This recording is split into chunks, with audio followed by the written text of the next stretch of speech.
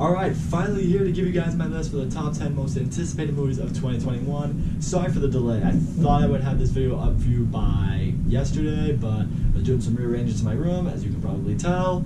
So it took me a little longer than I expected, but here I am.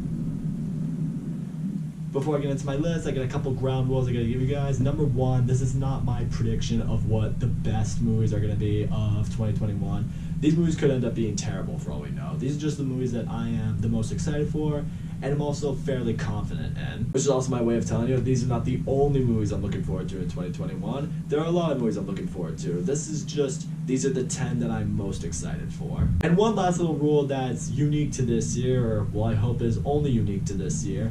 Some of the movies that were on my most anticipated list of last year, 2020, are gonna be on this list 2021 because, you know, COVID delayed a ton of movies, some of which I was very excited for last year, that got pushed into this year, so you will see a couple of repeats on this list. But, you know, praying to God that COVID finally gets under control in 2021 and, you know, we won't have to deal with any more delays. But with that being said, let's now get into the list. Number 10 was a really tough slot. I was like, oh man, I'm looking through all these movies that I was looking forward to, and I'm just like, oh man, that could be on there, that could be on there. But then I stumbled upon Pinocchio, and I'm just like, oh, that can't not be on this list. First of all, I know a lot of you will probably be quick to be like, wait, I thought you were giving up on Disney live-action adaptations.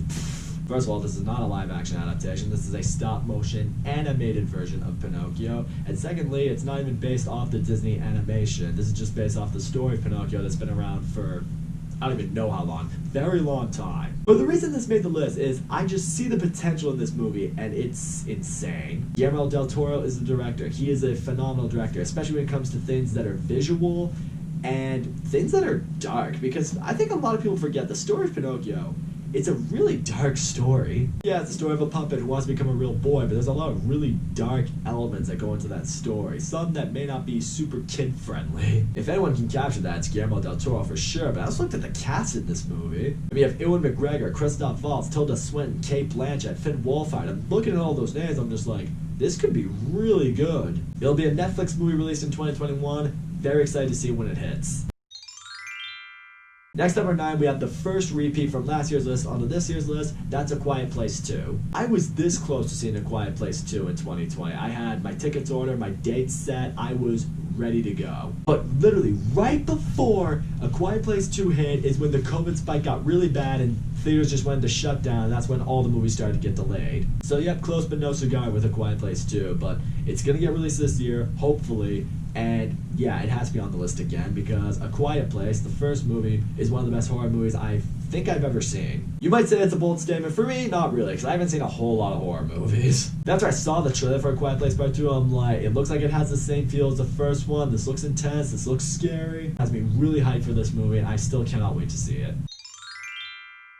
A movie by Disney and Pixar is always going to make the list. At number 8, Luca's on here. I know little to nothing about this movie. It's a movie about this boy, and he becomes friends with another boy, who's apparently a sea monster in disguise. Yeah, I don't know. But it's directed by Disney and Pixar. They are maybe the best franchise for movies there's ever been. I mean, they've hit so many home runs. It's hard to bet against them. I may know little to nothing about this movie, but I just know it's happening. I know it's by Disney and Pixar. That is all I need. It's probably going to be amazing. Next at number 7, we have The Suicide Squad. Yep, the reboot to the shitty Suicide Squad movie we got in 2016. Okay, it's not actually a reboot. The studio will tell you it's a standalone sequel, but we all know it's a reboot. I still think a Suicide Squad movie could be great, and it looks like we're getting another crack at it. You brought in James Gunn as a director. I think that's perfect. They got a few people coming back. Margot Robbie, Viola Davis, Joel Kinnaman, Jai Courtney. Basically the ones in that movie that were really, really good, they brought back. I like the expanding cast. This one seems like it's going to have a much larger Suicide Squad. That does worry me at the same time, though. I'm like, alright, are any of them going to be expendable, or are they all going to have big roles? Are they going to have a Joker in this movie? Is Jared Leto going to come back? I just really want a great Suicide Squad movie. I really think James Gunn is the person for the job. You saw what he did with Guardians of the Galaxy. I think he can do that here. And to be honest, it would be really hard to be worse than Suicide Squad, even though I was really nice to that movie when it came out. Look, the summer of 2016 was bad enough to make that movie look good. But hopefully with this reboot, we can forget all about that and we will finally have a great Suicide Squad movie. Next on the list, Mission Impossible 7. You would think by like the 7th movie in the franchise is probably burnt out at this point. It's not good anymore. They should probably just mail it in. Or pack it, I should say. Mailing it in is like phoning it in. You knew what I meant. But no, I gotta say, the Mission Impossible franchise, they have only been getting better. I mentioned before, the first 3 I wasn't a big fan of. 4, 5, and 6 though, I absolutely loved. 6 was my favorite movie of the year it came out. It was unbelievable. They're just really great spy action movies. They're just awesome. Everything about them is great. They're so exciting. They're so intense. They feel like the American version of James Bond. Tom Cruise, I mean, the dude's, I don't even know how old. I think he's near 60, and the guy just crushes it, doing his own stunts and just slaying it in the action movies. It'll be really hard to top Fallout, but if they can, holy shit. Now we move into the top 5, and we have the first Marvel movie on this list, Shang-Chi and the Legend of the Ten Rings. I'm gonna be honest, I don't know really anything about Shang-Chi. All I know is he's apparently like the greatest martial artist of all time. Doesn't really have any powers, but he's a really skilled hand-to-hand combat fighter. Point is, I love the MCU, I love martial arts movies. Put them both together, I am definitely on board. I feel like this movie could be the new Black Panther. Like, Black Panther had predominantly black cast, and it was a really, you know, cultural movie, like a movement for black people. This movie could be the same thing, but for Asian people. You know, it's gonna have a predominantly Asian cast, could be a very cultural movie for Asians, but it's also a movie that we can all just love and appreciate and know more about their culture, similar to what Black Panther did for us. I'm also interested in seeing the actual real Mandarin in this movie, which, you know, might alleviate some of the fans' hatred they have for Iron Man 3 because of how they handled the Mandarin. I have a lot of faith in this movie. I really think this could be something special. Okay, number 4 is probably the most risky movie that I have on this list, but it can't not be on this list. The Matrix 4. Okay, I'm aware this movie could be absolutely terrible. It could be a complete train wreck, but my gut feeling, I don't think this movie would be made if people genuinely felt it would be. I mean, you have one of the Wachowskis coming back to direct this movie. That's a good sign. Keanu is back. So many of the original cast from The Matrix is back. I mean, really, I don't think they would all come back if it was gonna be shit. I mean, the first Matrix is one of my favorite movies ever. It's one of the greatest movies of all time. One of the most influential movies ever. I mean, holy shit. Then they made a couple sequels, none of which were even remotely as good. I feel like they want to get another crack at it. This movie could suck, it could tank, but I'm really hoping it's good. The Matrix deserves a worthy sequel. Number 3 is the second movie from 2020 that got delayed to 2021. That was on my anticipation list last year, that is now on this year, and that is Dune. My excitement for Dune has only gotten stronger than it already was after seeing the trailer, because the trailer for this movie looked sick. I got such a Star Wars feel for this movie without it being a Star Wars movie. It just looks amazing. Still has an unbelievable cast. You have Denis Villeneuve, who's maybe the best director of modern day sci-fi, directing this movie. It's all too perfect. I can understand why this movie ended up getting delayed. Denis Villeneuve probably wants people to see this in IMAX at a packed theater, and he probably also knows this movie's gonna get some serious Oscar buzz, which would be good for him, and also make just absolute bank in the box office, which it totally would. I know it's also supposed to be, I guess, part 1, maybe a 2-part movie, similar to what they did with It and It Chapter 2, you know, took this book and split it into 2 movies. Which, hey, I'd be down with that. It'd be the start of this 2-part Dune movie epic. That would be incredible. Awesome.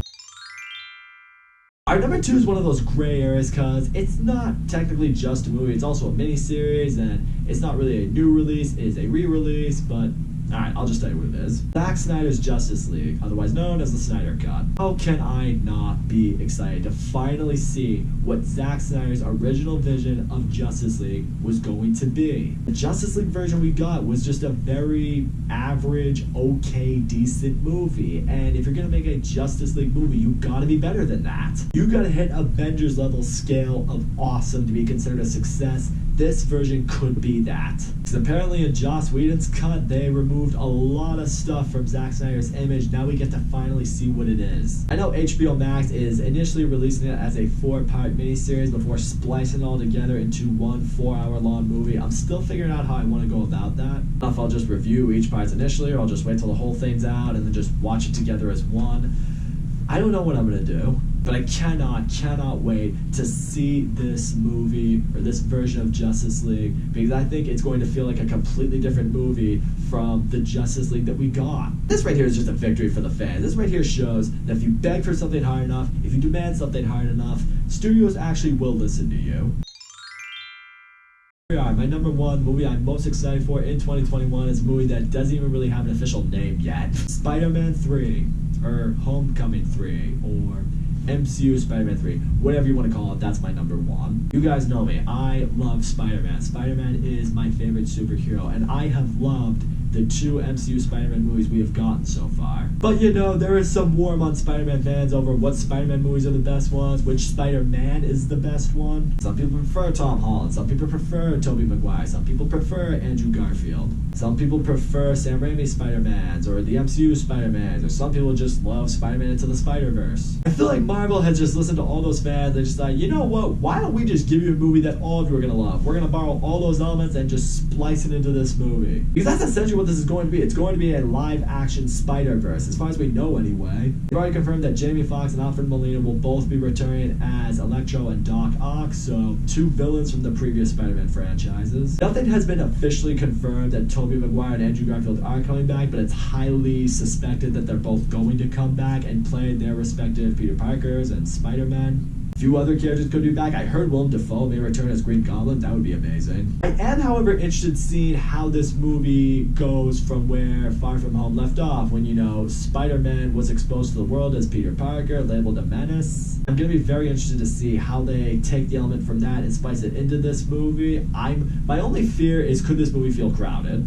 When you have 3 different Spider-Man, you might have a bunch of different villains and different characters that you've got to give attention to. At the same time, the MCU did pull that off with Infinity War and Endgame, so if anyone can do it, it's going to be the MCU. Really, we just could get everyone in this movie. Do you think even Tom Hardy would make an appearance as Venom? I mean, come on, if you're gonna go all out, you really might as well go all out. Is this movie gonna be fan service? Yes, it is. Could it be a great movie? I really hope so. I'm really excited for this movie because this movie is really, it could go one of 2 ways. I don't think there's a middle ground for this movie. It's either gonna be a sloppy mess or it's gonna be fucking awesome. It's not gonna be anywhere else on the spectrum. Given MCU's general track record and the success they've had with the 2 Spider-Man movies, I'm really hoping for the latter. I'm amped out of my mind to see this movie. I really hope it's amazing.